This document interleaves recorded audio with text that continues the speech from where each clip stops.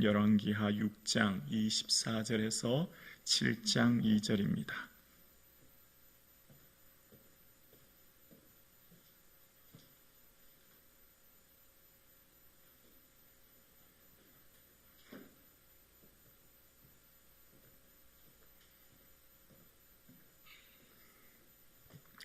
이 말씀은 살아계신 하나님의 말씀입니다. 오늘 우리에게 주시는 말씀을 함께 봉독하시겠습니다.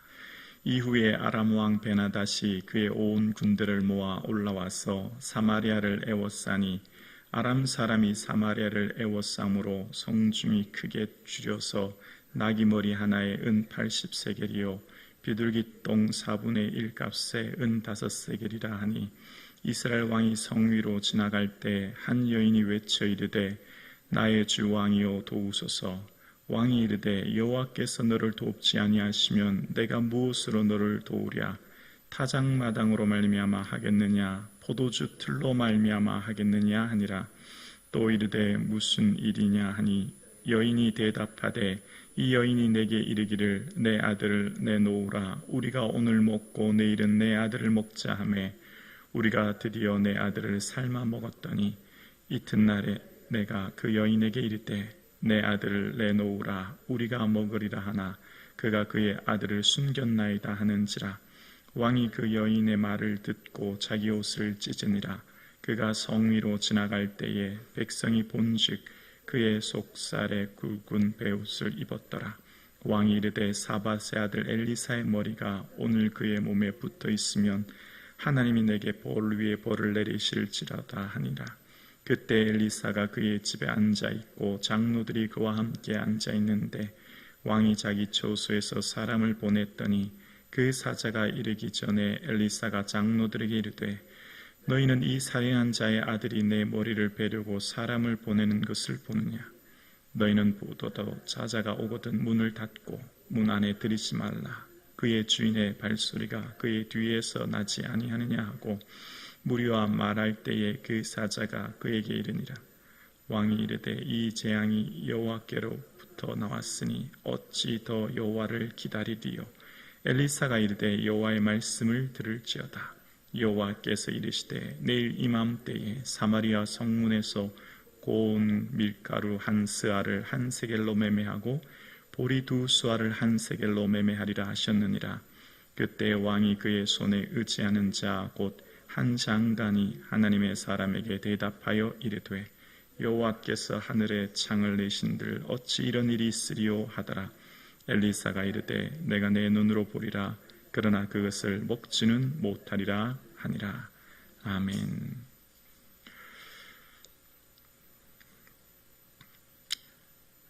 아람국은 은혜를 배신한 국가였습니다. 포위당한 성에서도 먹을 것과 마실 것을 주고 보냈음에도 아람은 이 은혜를 수치로 여기고 사마리아를 공격하여 이제 포위하게 됩니다. 그런 포위 가운데 고립되어 사마리아의 비축물자가 바닥나고 경제적 혼란과 정신적 고통을 겪게 됩니다. 사마리아의 포위로 인해 물가가 폭등하는데 먹을 것이 없는 이 사마리아에 나귀머리 하나에 은 80세겔, 주석을 보니까 1년치 연봉이라고 합니다. 그러니까 1000배 이상 뛴 거죠. 비둘기똥 4분의 1 값에 은 5세겔, 월급, 한 달 월급이라고 합니다. 이런 상태가 된 상황에 왕에게 도움을 요청합니다. 왕이 성 위로 지나갈 때 도움을 요청하는데 왕은 그렇게 말합니다. 여호와께서 너를 돕지 아니하시는데 내가 무엇으로 너를 도우랴. 하나님도 그대로 계신데 내가 어떻게 하겠느냐. 왕의 무책임한 변명을 봅니다. 국가의 위기 또 백성의 아픔 앞에는 하나님 앞에 엎드리면 되는 겁니다.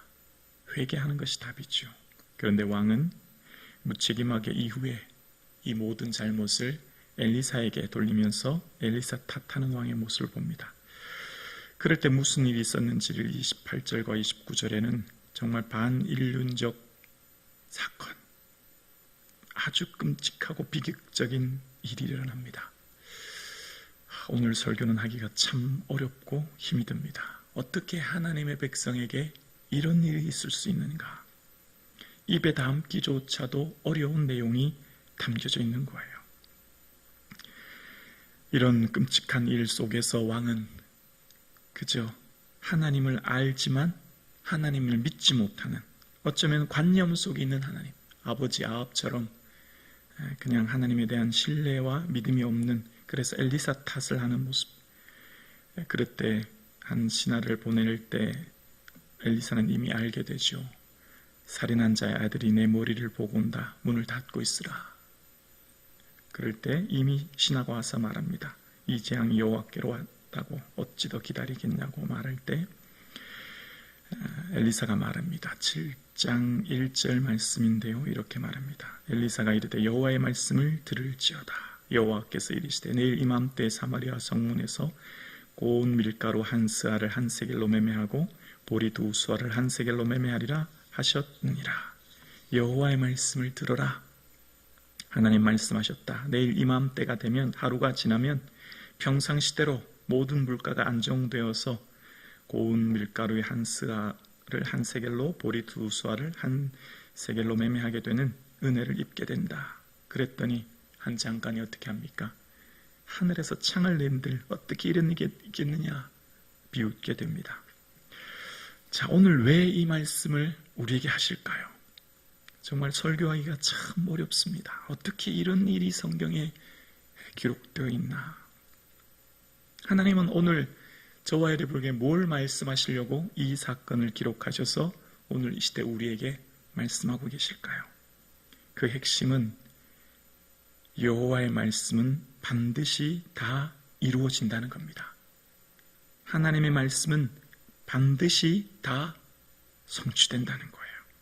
여호와의 말씀을 들을지어다. 여호와께서 이르시되 빛이 있으라 말씀하시면 빛이 있었듯이 주의 말씀은 반드시 이루어진다는 겁니다. 열왕기에 대한 왕들의 모든 통치 기준은 언제나 신명기 말씀이에요. 신명기의 말씀에 이미 경고했습니다.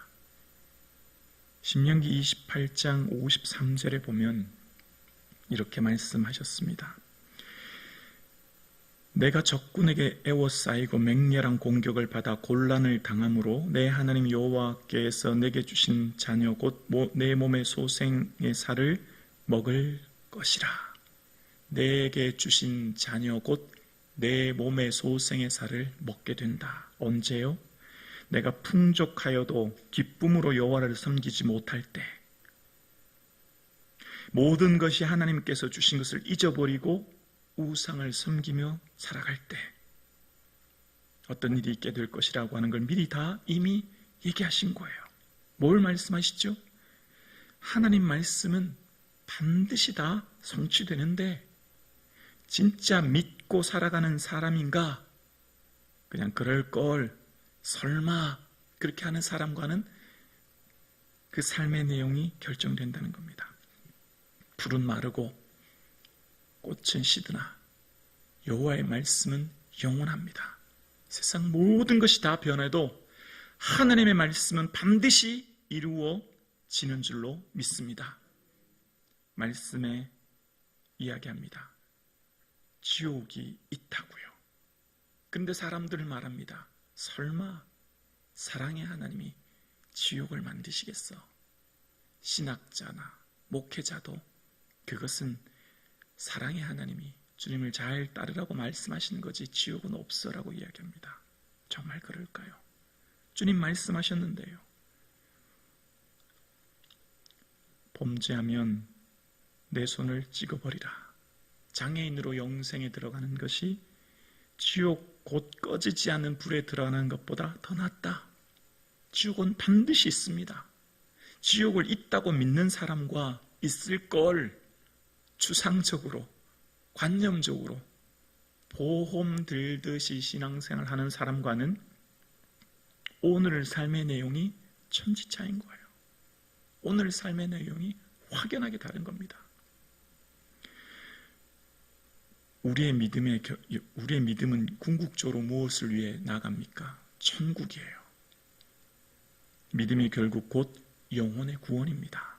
천국을 믿지 않고 지옥을 믿지 않고 설마 그런 것이 있다고 하는데 라고 하는 사람과 그냥 아는 사람과 믿는 사람은 오늘을 사는 삶의 내용이 완전히 다른 것이죠.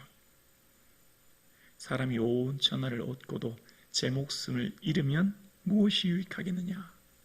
제 목숨은 영혼의 영생입니다. 예수님께서 뭘 말씀하셨죠? 천국보다 더 귀한 것 이 땅에 아무것도 없다는 겁니다. 다시 말하면 복 중의 복은 죄사함의 은혜인 거예요. 예수 십자가 보혈로 죄사함 얻고 천국 가는 것, 이것보다 더 큰 은혜는 이 땅에 없다는 거죠. 여러분, 흑암의 건세에서 건져내사 사랑의 나라로 옮기셨으니 그 아들 안에서 우리가 속량고 죄사함을 얻었습니다. 이것이 얼마나 큰 은혜인지를 우리는 시간이 가면 갈수록 이제 그날에 주 앞에 설 때 비로소 알게 될 거예요. 우리는 뭘 감사해야 되죠? 예수님 그 자체로 감사하는 거예요. 예수님 통해서 뭘 얻어서 감사한 게 아닙니다. 예수님 통해서 뭘 더 얻고 성취하고 그러니 더 못 누리고 더 못 얻었다고 불평하죠. 예수님 그 자체로 감사한 거예요. 예수님께서 당신의 핏값으로 우리에게 생명, 영생을 주셨는데 이것보다 더 큰 은혜가 어디 있습니까? 오늘 성경은 뭘 말하려고 이걸 얘기합니까? 하나님이 어떻게 이런 걸 기록하셨습니까? 하나님 어떻게 사랑하는 백성들에게 이방신을 섬긴 이방 나라도 아니라 하나님 이스라엘 역사에 어떻게 이런 걸 기록하시나? 뭘 보여주려고 하시죠? 말씀은 반드시 이루어진다. 천국과 지옥 반드시 있다. 기억해라. 곧 닥칠 현실이다. 막연하게 관념적으로 추상적으로 생각하지 말라. 이것을 믿으면 어떻게 될까요? 견딜 수 없는 은혜 속에서 복음을 전하지 않고는, 이 복음 속에서 감사하지 않고는 견딜 수 없고 기뻐하지 않고 견딜 수 없게 될 줄로 믿습니다. 여러분, 오늘 주님께서 우리에게 말씀하신 이 말씀을 통해서 우리가 기억해야 됩니다. 우리가 뭘 감사해야 될지, 귀하게 여겨야 될 것과 하찮게 여겨야 될 것을 기억하라는 거죠. 우리가 정말 귀하게 여길 것은 귀하게 여기지 않고 하찮게 여겨야 될 것들, 사라질 것들, 썩어질 것들, 잠시 잠깐 있을 것들하고만 귀히 여기는, 여러분, 감사에도 유통기한이 있지 않습니까? 감사의 유통기한이 있잖아요. 잠깐 감사할 것들이 있고 영원히 감사할 것들이 있지 않습니까? 지하철 서서 가는데 누가 자리를 양보하면 감사한 거죠. 목적지 도착하면 그 감사는 사라지는 거예요. 감사는 유통기한이 있는 겁니다. 근데 우리는 짧은 유통기한, 잠깐의 유익에 감사하는데 영원한 은혜, 정말 헤아릴 수 없는 은혜를 받았는데 별로 감사하지 않습니다. 예수 믿는 것으로 인해 수많은 성도들이 얼마나 감사할까요? 예수님 계셔서 감사하다고 눈을 뜨는 순간 감사하는 성도가 이 땅에 몇 명이나 될까요? 예수님 그 자체로 감사한 거죠. 예수님 통해 뭘 얻어서 감사한 게 아니라, 오늘 함께 예배드리시는 사랑하는 성도님, 주님은 말씀을 통해 우리에게 이야기하십니다. 온 천하는 변해도 말씀은 영원하다. 변치 않는다. 우리에게 주신 영생의 은혜를 인하여 기뻐할 수 있는 은혜가 있기를 주의 이름으로 축원합니다. 이것이 우리에게 진정한 은혜요, 복이요, 영광이요, 예수 그리스도께서 내게 주신 그 영생의 은혜를 인하여 예수님으로 인하여 기뻐하고 예수님으로 인하여 감사하고 예수님으로 인하여 자랑하고 예수님으로 인하여 내 평생 예배하는 저와 여러분 되실 수 있기를 주의 이름으로 축원합니다.